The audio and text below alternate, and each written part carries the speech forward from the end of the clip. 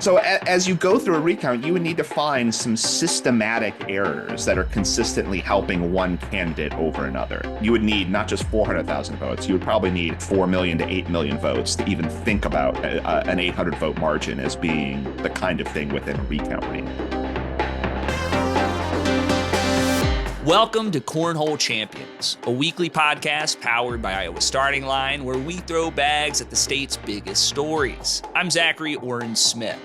It's Wednesday, and I'm joined by Iowa Starting Line's community editor, Amie Rivers. We go over the results of last week's election and the interesting races you may not have heard about. We talk about the political jockeying of Iowa's own Congresswoman Ashley Hinson and her future in Trump land. We talk about the troubling literature that Iowans are finding on their doorsteps.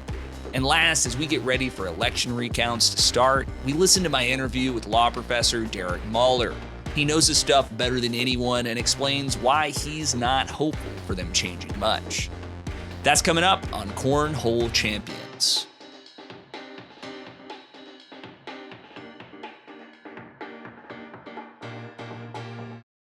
So, Amie, are you leaving Blue Sky? You're joining us, I've noticed. Yeah. Because I looked at my first ever post on Blue Sky and I got on it in August of 2023.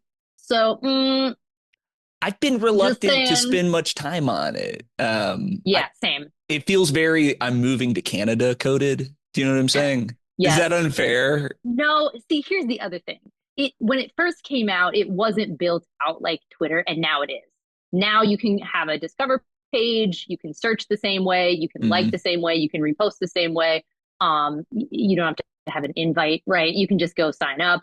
So in a lot of ways, it's sort of by replicating Twitter, it's made itself the best alternative to Twitter, I would argue. And it's a lot nicer. Like, because not everybody has joined it with all their bots and troll opinions, like, people are actually like having nice conversations on there. Like, people are having earnest conversations on there. Can you imagine an earnest conversation on Twitter right now? Oh, I want no earnest Twitter anywhere near me, to be clear. That sounds terrible. But my primary issue with making the conversion is what about all the people that I just sit around my house waiting for them to weigh in. People like Elon Musk. Do you think Elon Musk is going to get on? Do you think Musk is going to get on? Because I mean, I lay awake at night wondering what fire tweet that guy's going to pop off with. I mean, he's got to be solely focused on his prospects in the Trump administration right now. I heard he's spending all his time at Mar-a-Lago anyway. I bet he's not even thinking about Twitter, which is weird for him. I don't know. Did you hear there was like a report that like Trump was on the phone with some Ukrainian officials and he like handed the phone over to Musk? I mean, would it surprise you? No, it wouldn't. It just kind of bums me out. The more I learn about how the sausage is made, the more I want to be vegetarian. Do you know what I'm saying? I'm not there yet, but like I certainly I don't love it. You want to get to our first story? Let's do it. Republicans had a good night for state legislative races, netting a few seats in both chambers. Both parties claimed a Des Moines-based leader. Republicans nabbed State Senator Nate Bolton by a tight margin, and Democrats got Senator Brad Zahn out of office. In the spirit of the week after, I thought I'd underscore a few victories that I'm paying attention to. First, 44-year-old Amy Wichtendahl of Hiawatha won her first state legislative seat. Her House seat currently belongs to State Rep Art Stade, who was elected to serve in the Iowa Senate. She will be the first transgender representative to serve in the Iowa State Legislature. That's a really big first, Amy. That's a huge first, especially on a night where Republicans basically stomped on all of our dreams because of Ann Seltzer, right? Yes.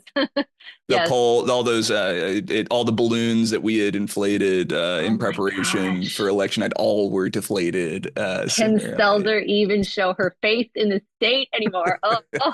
I mean, you read her in the Register. She was eating crow about kind of like what, which I mean, I think like in the nature of writing publicly about governance, right? You have to be prepared to eat crow publicly when you inevitably get things wrong. And yeah, it was a bummer given the like history, the great history that the Seltzer poll has. A+ rating. She's rarely wrong. She has predicted things others haven't predicted. There was a lot of reasons to believe her. A lot of reasons to believe her. Turns out clown shoes all the way down. Turns out clown shoes all the way down. But Iowa did elect, as you noted, a few key Democrats in these positions, Amy Wickendall being one of them. Obviously, we know that she has supported things that the majority of Republicans don't. She's spoken against measures to strip gender identity from the state civil rights law. She's spoken against banning education about LGBTQ identities, the criminalizing gender-affirming healthcare for trans kids, the ability to use the correct restroom at schools. But she's also got a lot of just generally progressive viewpoints. You know, she's talked also about raising the minimum wage. She's talked about getting term limits in place. You know, broad progressive issues that progressives care about. So I think that on the strength of that also is why she was elected. I like to think of her as the second Amy. When the second Amy comes up in in Am stories, I the first Amy, by the way? Oh, of course you're the first Amy. Come on, get out of here. Iowa Starting Lines, fabulous editor. Of course you're the first Amy. But when the second Amy does come up in the news, right? She's appeared in it's been like state legislative subcommittees, right? It's been kind of the work of voicing deep concerns for how the legislature's actions are impacting trans Iowans, LGBTQ Iowans more generally, and which I guess helped move. Yeah, that's going to become. I think that's really going to become key too. It helped her move past the post, but other candidates were running on that as well, and did not win. So I think it's a combination of her just having a fairly safe seat. And also being somebody that had a lot of good name recognition after she won the Hiawatha City Council and became the first elected anywhere official who was transgender. I think that gave her a little bit of a push there. I think I'm really interested to see if she takes that now into the state legislature and does not moderate. Because this is the problem is when you run on these things and then win, and then you actually are going to have to legislate these things with, a supermajority, a big supermajority of the other party. What are you doing in the face of that? Are you still standing up for progressive policies? And so I think voters will be really looking for that. Yeah, so big congratulations to Amy Wickendall. The second race, Democrat Matt Blake of Urbandale unseated State Senator Brad Zahn. Iowa Starting Line's Nicole Hittrick spoke with Blake shortly after his victory. We have that audio here. It was a significant race. He was a long-term incumbent. He has had his hands on a lot of bills throughout the years. Book banning, the voucher bill. He presided over the vote of the 6-week abortion ban. So that was a statement to say with voters to say, we don't like that style of politics in our district, and I think it was time for a change, and I'm very, very thankful for the voters that they voted for me and voted me into office. Amy, Zahn was one of Iowa's longest running Republicans in the Senate. And I wonder, did his loss surprise you? Kind of. I think, especially when you look at the fact that his district overlaps with a Senate district that did go Republican. That's really interesting that the Democrat was able to prevail here. But Zahn has also kind of been the poster child for a lot of the worst of Republican legislation this year. He voted for the private school voucher bill. He has supported every abortion restriction that has come up in the Iowa legislature. 100% rating from the NRA, like anti-LGBTQ laws. So, I mean, there's a lot to not like if you're a progressive voter. So, I mean, basically, like throwing him out could be a sign, more so than like if it would have been a safe seat, for example. So this one is really interesting. I don't think a lot of people had predicted it. Yeah, it kind of cuts against like kind of an observation I was making that kind of the morning after the election that Democrats in the suburbs had a really tough night, much tougher than I would have ever thought. The district Blake won was probably bluer than some of the others, which might explain why he was able to pull through and not some of the others. But despite the volunteering and door knocking I saw, it seems like Democrats continue to have a tough time among suburban voters that they should be winning. Right. If there's a message that if their current message should be hitting ears the right way, wouldn't that be the kind of like target voter? But Do you have any theories about like why this they're kind of falling flat among those suburban voters? I think it's probably just the same things that people keep talking about time and time again, that I've read and that I frankly agree with. First, it's the organizing. I think state Democrats, local Democrats have had a tough time in a lot of elections for several years now in Iowa. And that has resulted in less funding, less organizing, just sort of a hollowing out. They really, I think you started to see enthusiasm and momentum and ramping up this year. It might have come a little bit too late to make much of an impact. But I think that that's key for them going forward. I think if you just take like a 99 county strategy and you put people in these races, you have to find people, which means you have to organize on that really grassroots level. If they can pull that off, I think that you really can find your message resonates, because we've seen that in other rural states. When you look at progressive ballot measures versus candidates, a progressive ballot measure is absolutely going to do what it says it's going to do. And those have been massively popular. You look at Maine, which is a conservative state, they just passed a ballot measure to fight back against Citizens United, placing limits on donations to super PACs. I mean, that's huge. You look at Missouri, voters rejected an abortion ban, right? These are very conservative places where progressive measures are passing easily. So I think combined with the organization, a progressive message could do very, very well in Iowa. Moving away from the Des Moines suburbs and north towards Amie Rivers country. Hey. For our second story, several residents of Waterloo neighborhoods woke up to flyers dispersed across their yards and doors Sunday morning. Waterloo police say they've received several reports of flyers which they do not believe are an immediate threat, but these flyers bear white nationalist rhetoric, right? Recruitment rhetoric. Amie, have you seen much coverage of this story? Yeah, KWWL dropped this story this weekend, and it's really disheartening because this is actually not the first time that it's happened this month. There was the Patriot Front, which is a white supremacist group, also had their members place stickers all up and down University Avenue, throughout Waterloo and Cedar Falls. And I went to cover that, put it on TikTok, and I was hearing from people about this happening and getting these flyers and seeing these things. And it's a message. It's absolutely a message that people are trying to be like, here we are, and we're not afraid to say this anymore. And, combined with other events that are happening right now, you've got the Grinnell College student who was assaulted at an on-campus party and called an anti-gay slur.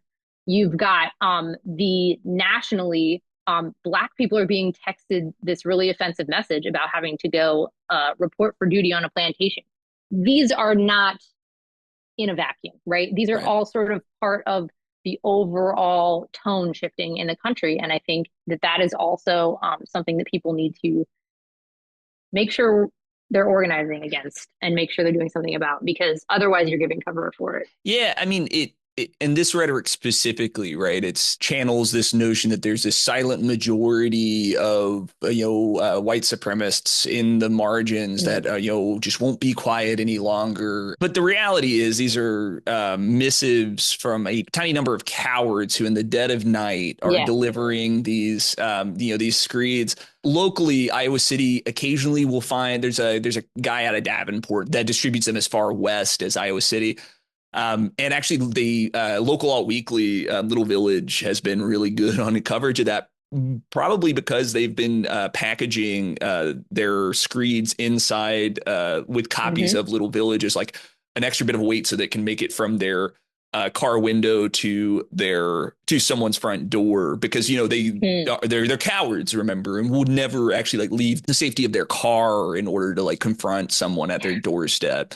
For me, it's just like it's hollow rhetoric from cowardly people. And am I surprised that following this election, right, that you're going to see these handbills recirculating? No, it does not surprise me in the slightest. But it's nonetheless for people targeted by these messages. It's terrifying. It's playing off it plays to the worst kind of paranoid fears one might have. And it's organizing from the far right, too. I was also told about this Patriot Front stickering thing where they are mandated to put out a certain number per month. So it's kind of like a mid-level marketing scheme where they have to buy the stickers and the flyers, and they have to do it a certain amount of months. So if you're thinking about getting into the white supremacist game, maybe like try to understand that it's a Ponzi scheme, I think, ultimately. White supremacy has always been an MLM. Yes. The third story. Iowa Capitol Dispatch is reporting that U.S. Representative Ashley Hinson is not interested in serving as House GOP conference chair. The role was filled by U.S. Representative Elise Stefanik of New York, who's departing the post to serve President-elect Donald Trump's 2024 administration. Stefanik was elevated to the number 4 role in the House after former U.S. Representative Liz Cheney of Wyoming was defenestrated from her position for her opposition to the idea that the 2020 election was stolen from Donald Trump. On the day that this episode airs, House GOP plans to have leadership elections. Amie, Ashley Hinson represents your district, right? Yes. Tell me about this like rise to power. She's always been pretty somebody with name recognition. She's a former television anchor, of course, reporter, and so she's well known in the community. That tends to be a good stepping stone, especially in a rural state, to go into politics. And you look at Tiffany O'Donnell, mayor of Cedar Rapids. Cedar Rapids loves running an anchor. We love a former TV journalist. So yeah, I mean, she's definitely been somebody to watch. She tends to say all the right things. You know, she tends to not buck the party. And that kind of thing will, get you some love from the party. I know she was also picked as like a rising star at one point. So she got extra funding for that. And she's also managed to hold the seat now for a third term. So yeah, I think that she could move up if she wanted to. I saw a tweet from Laura Bellin over at Bleeding Heartland. Did you catch this? Yeah. Right? Kind of doing the fourth dimensional chess of like what Ashley Hinson might be doing This next. is what we love Laura Bellin for, obviously. Like Laura Bellin knows the ins and outs, right? Yeah. Well, Bellin has 2 theories. One of them is that she might be gunning for being appointed to Chuck Grassley's seat if and when he decides to retire, which is widely expected to be in the middle of a term, possibly this next one if he decides to run. And she thinks that that's because Pat Grassley has no interest in the seat any longer. I'm not exactly sure why she thinks that, but she thinks that he might be doing well here. Right. And then the second theory she has is that she could take over for Joni Ernst if the unlikely event that Joni Ernst gets a seat in the Trump administration. For our fourth story, despite her close margin, Democrat Christina Bohannon outperformed her ticket. I've written a little about this, which you can read at iowastartingline.com, but I wanted to focus on it for a second. She outperformed Harris by nearly 5 percentage points. That's tremendous. And I think a big part of that is the turnout story in Johnson County.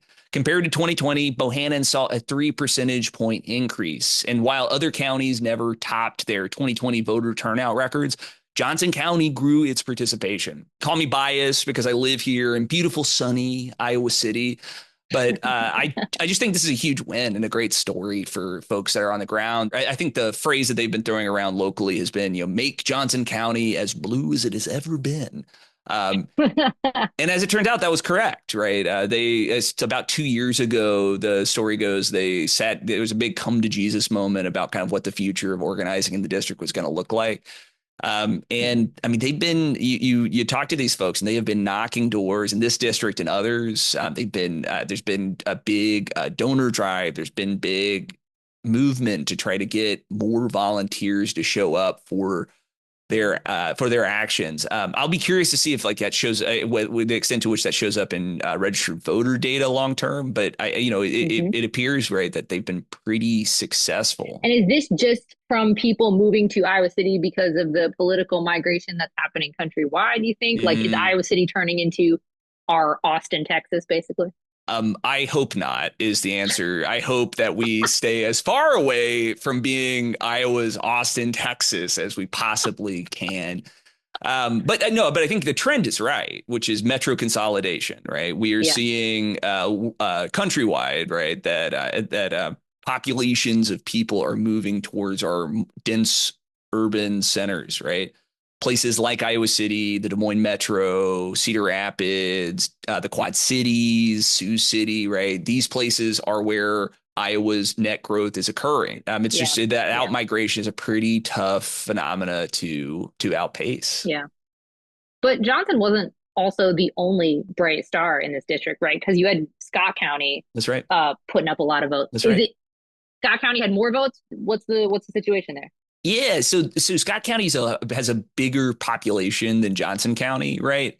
But Johnson County is a bluer county than Scott is, and so I think the real story for Scott is that just like in Johnson County, Christina Bohannon outperformed her ticket. In it, well, Scott County might be more purple. She was able, unlike in the last two cycles, she was able to, the Democrat was able to outperform the Republican, right? That she was actually able to win Scott County.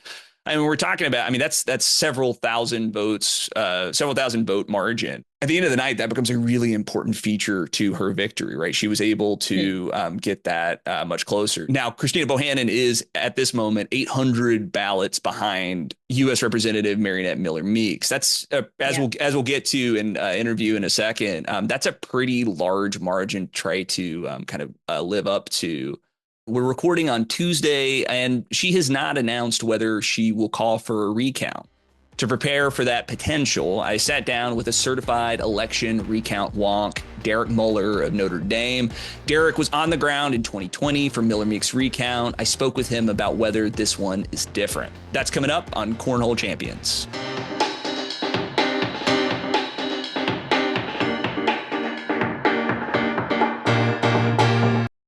Hello, Derek. Hello. Right before Election Day, you had an elections law class simulate a manual recount. Just to start us off, can you tell us a little bit about that class? Sure. So I'm teaching election law this semester at Notre Dame, and we go through a wide variety of things. Redistricting, the Voting Rights Act, who's eligible to vote, mechanics of election administration, things like that. But right before the election, I thought we would do a simulated recount. So actually drawing on some of my experience from the 2020 recount in Iowa and looking at the Iowa code, I developed about 30 ballots, some of which are pretty easy, some of which are challenging to read the administrative code, to try to discern what the intent of the voter is.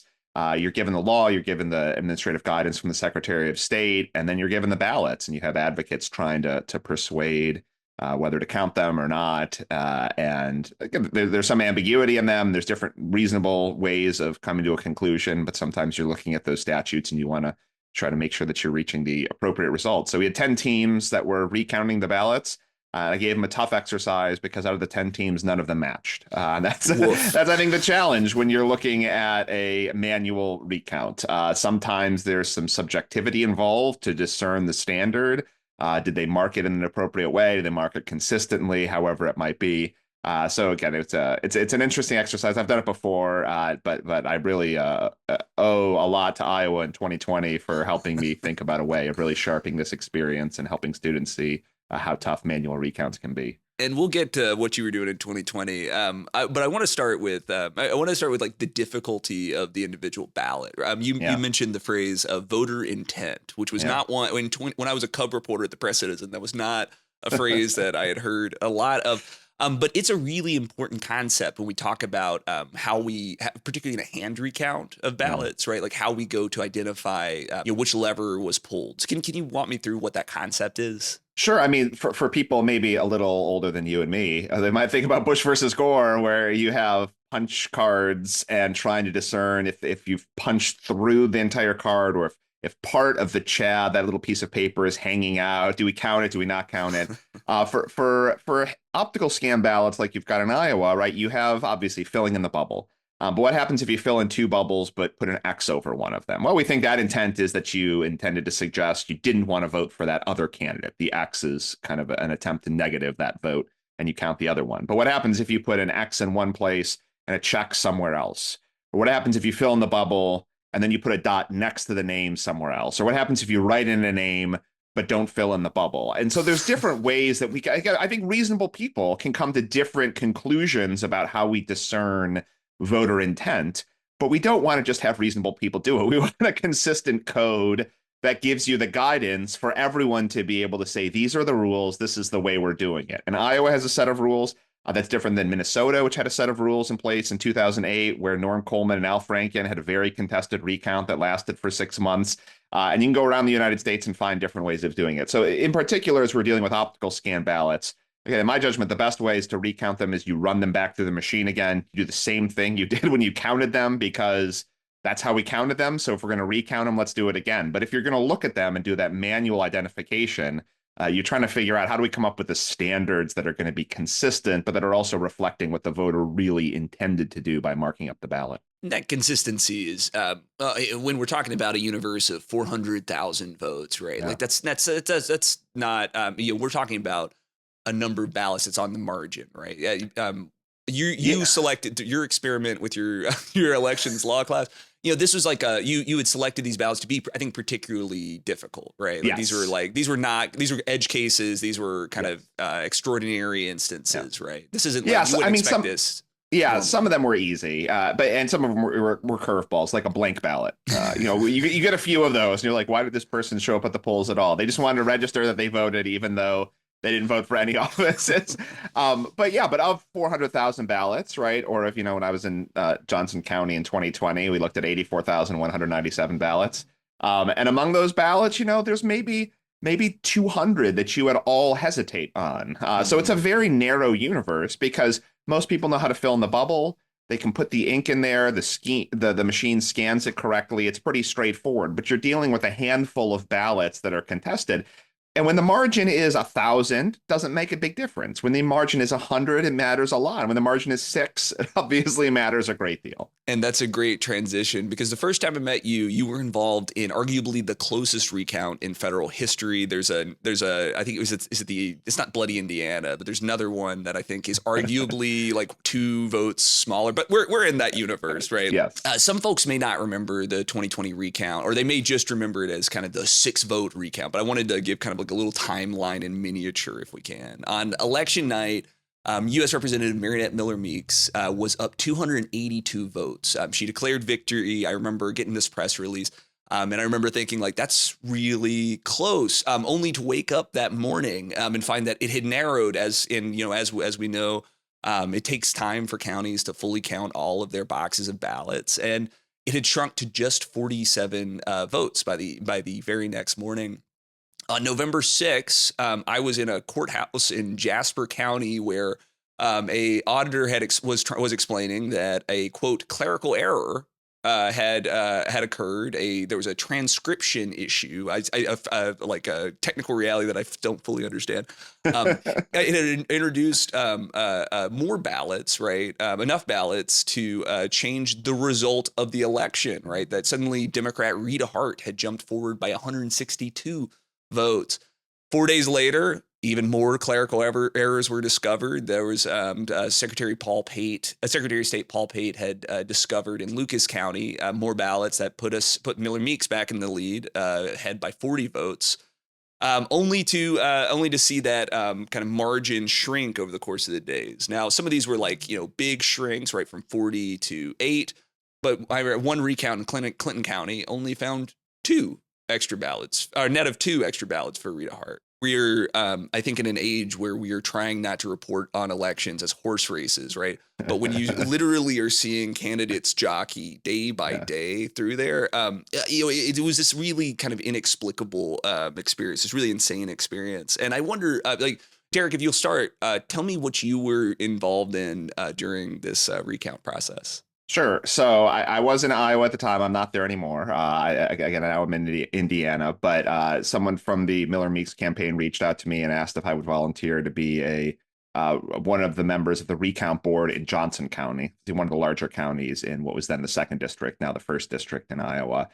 So I agreed to be a part of that. So in each county, there's a 3-member recount board, one by the contestant. So the Hart campaign chose somebody, one by the contestee, so one chosen by the Miller-Meeks campaign, and then that board, those 2 members choose a 3rd member, and then the 3 of us spent 8 days together, about 60 hours together, trying to get through 84,197 ballots. And against, Scott County was a little bit larger, so they probably had the brunt of the work. But then other counties were much smaller. And so all of these county recount boards are recounting the ballots simultaneously, trying to get to a deadline by the end of November. And yeah, we had a 47 vote margin for Miller-Meeks. And by the end of it, when they aggregated all those county results, it ended up being 6-vote margin for her. In our county, it was 84,197, and it ended up netting Hart 3 votes. But so it's a long. But who's counting? Who's counting? But who's counting? It's a long week for not very much change. I mean, again, part of that is a testament to how accurate I think the optical scan machines are in tabulating ballots in the state. But when the margin is ultimately 6, every vote counts. Every vote does count. Now, maybe this is a good time to talk a little bit about during this recount. A story that I had to explain time and time again to my editor about why it mattered was there was this controversy about the hand count vote, the machine count vote, and the hybrid vote. Do you remember this? I do very distinctly. Can you and you've already said earlier that you're a fan of if it was counted by a machine, we should recount it by a machine. Can you walk me through kind of like what the conversation was back in 2020?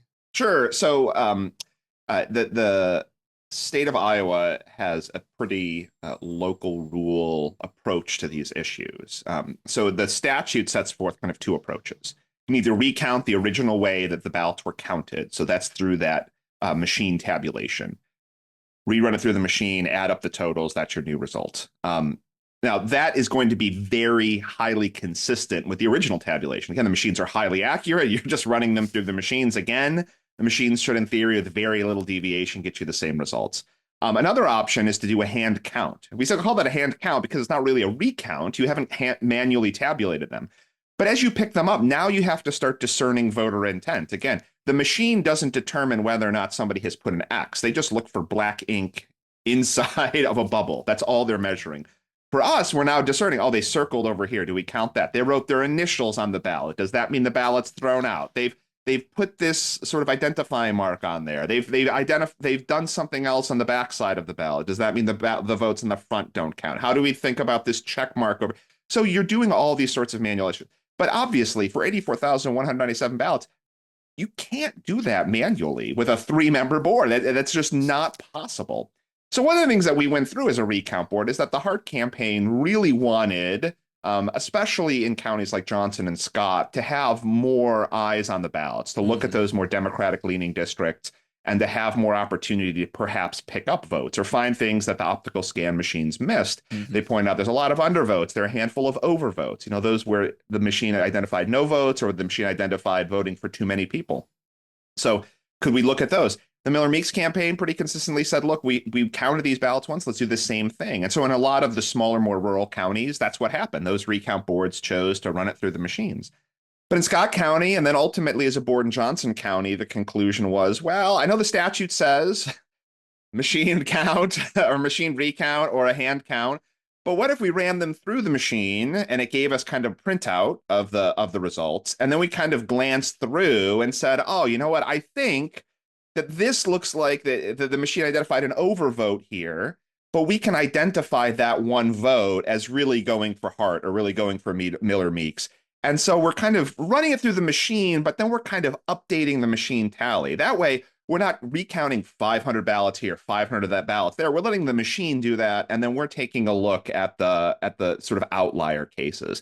Now, there are ways of reprogramming the machines to do that, to separate out just those overvotes and undervotes. Under Iowa law, you can't do that. You don't want to reprogram the machines after Election Day from what you did on Election Day. There might be a good reason to do that in the future. The legislature hasn't updated that. Maybe we can talk about the legislature's failure to update its recount laws in 4 years. But so that was some of the debate. In a lot of the rural counties, they just did a machine recount. In counties like Johnson and Scott, we kind of did this hybrid approach. Again, if you squint at the statute, maybe you could say there's a way of looking at it. In my judgment, I think it's a little harder to squint at the statute, but it certainly got to a result, I think, that you would say, okay, this seems like the kind of outcome we want in terms of looking for those, especially overvotes where people crossed off a vote that, they made a mistake on the ballot. We were able to identify the true winner. Maybe we should say, so an overvote, maybe it's for president, let's say. You can only pick one person for president on a ballot. An overvote would be if the ballot came back and it had 2 candidates selected on the same ballot. Yep. An undervote would be that the vote tabulator has looked at this ballot and determined that there were fewer marks for a contested rate for a contest than were allowed in that contest, right? And the reason this is important, right, is because if it's an overvote, right, and it's an instance where you've got a really strongly filled out bubble and a not so strongly filled out bubble, right, maybe then your discussion of voter intent becomes important. Undervote similarly, right? Like maybe maybe it was very clear from a human scan, right? A human look, you looking at the ballot that who the kind of winner of that contest was, but for whatever reason the machine did not register. Do I have that kind of correct? No, that's right. And I would highlight for undervotes, there are lots and lots of undervotes. When you get to the final certified totals in Iowa this week, you're going to see lots and lots because a lot of people don't vote for every office, or they vote for president and then they don't vote for the lower offices or whatever it might be. So you're going to see lots of undervotes. When we were sitting there looking at the ballots, the machine caught just about everything. I would venture to say maybe between 2 and 4 votes were undervotes among the 84,197 that we picked up, among thousands of undervotes, right? Thousands of people just ignored it because the machines are so good. And I mean, we're sitting there looking, and did the pen really sort of mark or sort of get past the circle in a way? Now, they might have done something else in the ballot to identify who they voted for, but in terms of like the target area in the ballot, there are very few things you would say as pure undervotes the machine missed. Mm-hmm. You can maybe find them elsewhere. People mark the ballots in strange ways, but very strange. For overvotes, there were only about 53 overvotes in Johnson County. And what that means is most of the time people don't fill in more than one bubble, right? Mm-hmm. Especially when it was an office with one Republican and one Democrat, people are not accidentally filling in for both offices. Occasionally it happened, or occasionally they fill in also for the write-in candidate, or they made a mistake. And as you point out, sometimes there's a hesitation mark. They put their pen down and they realize, oh no, I want to vote for this other person. About half of those ballots we ended up counting for somebody. Those are much more likely to happen by mail, because absentee ballots are places where people are doing it at home. They make the mistake, they still send it in. On election day, though, if you've ever done this, if you make a mistake and you submit it, the machine will typically, it depends on your jurisdiction, but the machine will typically reject the ballot and say, hold on, this is the wrong, that you've overvoted. Are you sure? And so some people say, yes, I'm sure, but sometimes it gives you a chance to go correct that ballot. So usually the in-person ballots are less likely to have those kinds of errors. I think this is, I don't mean to belabor on the point, but I think it is important to point out that, at the time, Miller-Meeks was ahead in this race, right? And so of course, Miller-Meeks having the mechanical recount, the vote tabulator recount, render her the victor. Of course, her campaign is saying we should not change anything about about the way we did this. We like this result. Right. And of course, Hart being behind, right, is saying that we want I think the phrase that got repeated often was, we want every vote to count. We want every vote to count. Yeah. It became really pernicious territory. And when we're talking about, and I think adding pressure to all of this was, a House majority that was razor thin, right? And so you had DCCC lawyers running everywhere. The RNC had folks go. It was a really insane time to be in this district. Well, I'm a lawyer, but I had no legal role. That was also kind of the enjoyable part. We'll keep you, Derek. We're fine. We'll keep Derek. I won't put you with the others. This 2020 scenario became important again because Miller-Meeks is back in a really close race. As of Sunday evening, Miller-Meeks had 50.1% of the vote, and Democratic challenger Christina Bohannon had 49.9% of the vote. There's less than 800 votes that separate them. This is another what I as a lay reader would call a pretty close election, right? Yeah. Derek, tell me, when you saw you cover close elections. You're one of those. You're a weirdo who loves these kind of wildly close matches. What are you looking at when you see that 800 number? Yeah, so it was formerly 799. I think by Friday it got down to 796. In Iowa, a couple changes have happened. In 2020, some absentee ballots could still come in after the election. That's no longer the case. So there's no absentee ballots that were unknown after Tuesday, November 5th, right? That universe of ballots was closed. There are a small handful of ballots that can still come in for military and overseas voters. They have a little extra time. If you're a victim of domestic violence and cast your ballot through sort of a privacy screen through the Secretary of State's office so that you don't have to disclose your mailing address to the public, those ballots can come in a little bit later too. So there's a very narrow universe. And then there are provisional ballots, ballots that are cast on election day, from voters who are contested eligibility. In Iowa, it's very rare that those get counted as well. If you vote in the wrong precinct, the ballot will not count. So there are not many provisional ballots in the state of Iowa, unlike some other states. So when I see a number like 796, again, that sounds close, but again, I'm looking back, I saw 47 and the margin got down to 6, right? That's a 41 vote shift. A lot of that depends perhaps on a tabulation error in Scott County. We don't have to talk about that. That's a side story. But the point is, it's an extremely narrow margin. And so when I see a figure like 796, to me, that is essentially an insurmountable number. We might see that some totals change on Tuesday when they have the final certification in the counties, and then there's going to be a judgment to be made. When I look at how accurate the optical scan systems are in Iowa, and I look at the amount of change that happens, even when we're looking at the ballots in Johnson County, as we have eyes looking at it, some kind of manual look at the system, 796 is an essentially insurmountable outcome, even when there's 400,000 ballots that have been cast. And can you walk me through kind of why that 795 becomes so insurmountable, right? I mean, we've been talking about kind of like kind of edge cases that in hand recounts and some mechanical recounts will render a different result, a slightly different result. But can you walk me through like why that is such a tough number to overcome? Yeah, again, so when you go back to the 2020 recount, you see what were the changes in the counties. It was just a couple here and a couple there. The point is, if there are errors in a county, let's say the county is 50-50, divided equally among Republicans and Democrats, then the errors are typically going to be equally distributed. So if you find 10 votes for the Republican, you're probably also going to find 10 votes for the Democrat. So as you go through a recount, you would need to find some systematic errors that are consistently helping one candidate over another. And as you point out, the narrative in 2020, the big changes weren't in the recount. The big changes were when Jasper County made a mistake and when Lee County made a mistake. Those were tabulation errors, and that's where the big shifts happen. But getting down to sort of the manual tabulation, the machines are very accurate. When you run them through the machines, you're going to get a very similar result. When the machines don't count a ballot and you look at those handful left, most of the time you're not going to find a vote for somebody. And when you do find a vote for someone, they're typically evenly distributed between the candidates because it's a 50-50 race. Again, you might see more errors in absentee ballots because they're things that voters are making at home. They might be more susceptible to rips and tears and the kinds of things that the machine might not necessarily read. So you could find some things there. And we know that Democrats in recent years have voted at a higher rate by mail, but that's definitely lower in 2024 than it was in 2020. So unless you can find some systematic bias in the tabulation, which is very rare, it's very unlikely. And you would need not just 400,000 votes, you would probably need 4 million to 8 million votes to even think about an 800 vote margin as being the kind of thing within a recount range.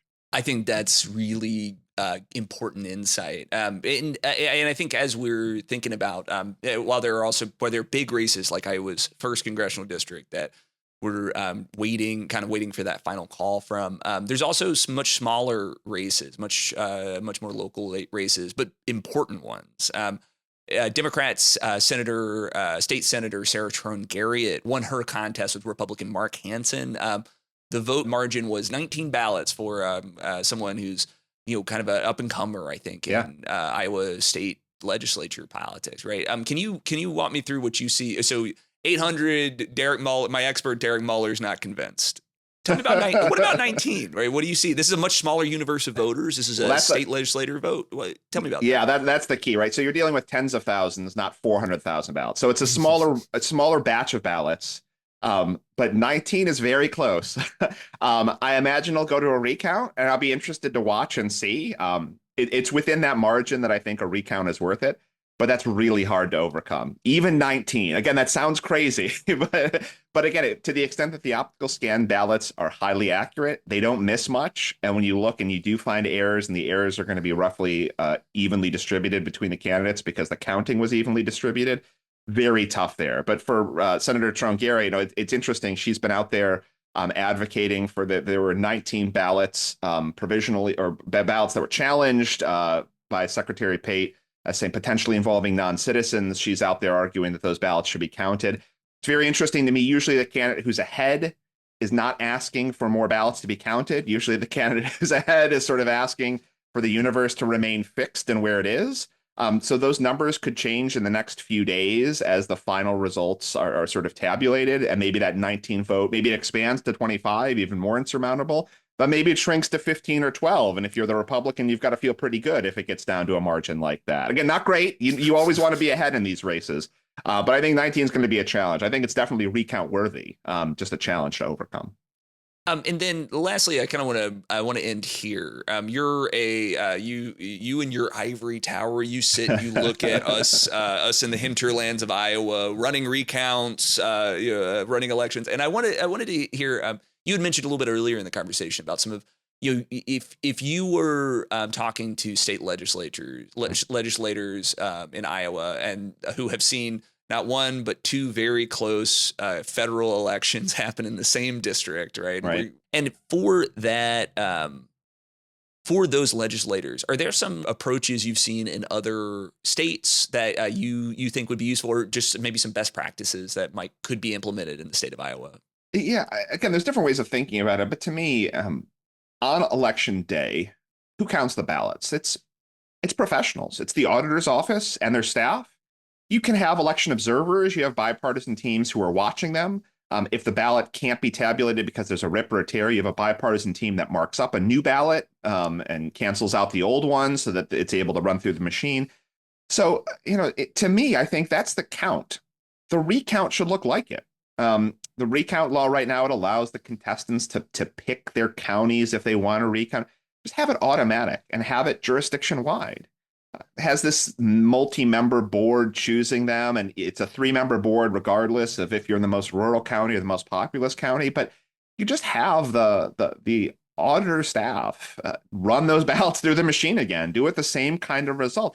And if you're really interested, if you're really worried about those kind of last batch of what if there are things the machine missed, I think it's perfectly acceptable to say, for a recount, you can more nuanced. You can calibrate the machine to allow it to separate and spit out overvotes and undervotes. And then if you want sort of an election board to go take a look at those and determine how to count them, that's fine. But you can dramatically expedite the process up top by saying the default is let's just have a machine count, a machine recount, just like we did.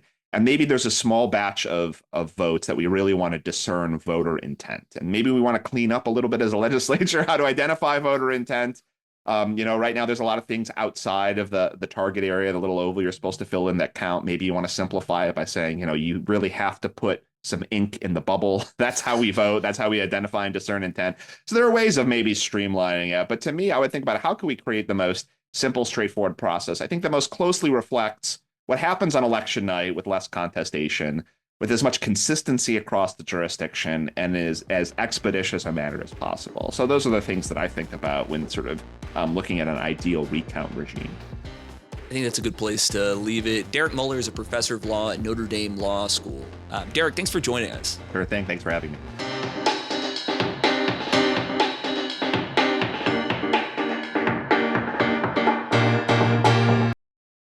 So, Amie, what'd you think? I mean, insurmountable sounds bad. Insurmountable sounds really bad. Yeah, 800 votes. Yeah. When we're talking about what is hundreds of thousands of ballots cast in a federal election, 800 votes sounds pretty insignificant, right? To me, a lay reader. But we also remember the district was won by 6 votes before, right? So we know it can get a lot closer. That's right. I mean, it can get a lot closer than that. But I think his point was really well taken, at least for me, right? That if 800 votes is what stands between a net of 800 plus 1, I think would be what Bohannon has to find in a recount. That's a really steep climb. Rita Hart, when she ran in 2020, was behind by a couple hundred, right? That's very different margin than what we have today. So we'll see what happens there. I think it's good to take it with a grain of salt too. Obviously he's worked with Mariannette Miller-Meeks very closely before. Totally. So yeah, of course, he's going to think of it as insurmountable, but could you also find that 800 of them were screwy? Could there have been something that happened? Sure. That's why the professionals do what they do on these recounts. Those weirdo professionals. So thanks to Derek for joining the podcast. Let's talk cornhole. Let's talk cornhole.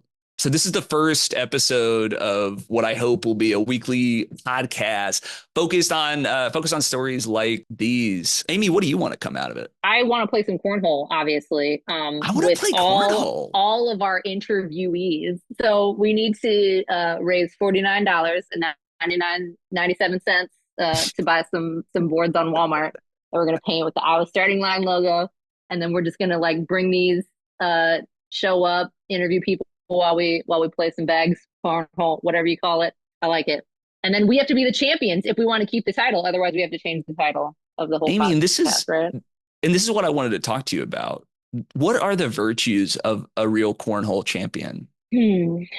What are the, you know, is it wisdom? Is it the wisdom of knowing when to throw? Right? Is it no, I don't. Is it courage to throw when the time is right? Is it confidence to crack one open with the boys Saturday morning? Yes, it's that last one for sure. Yeah, it's that last one for sure.